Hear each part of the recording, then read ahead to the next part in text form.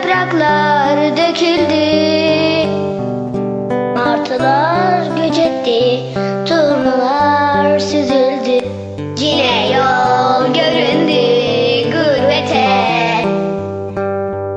Köyüme kara kış çekse de, ağacıklar boynunu bükse de, desen ki nazlı yar insafa gelse de, yine yol göründü gurbete.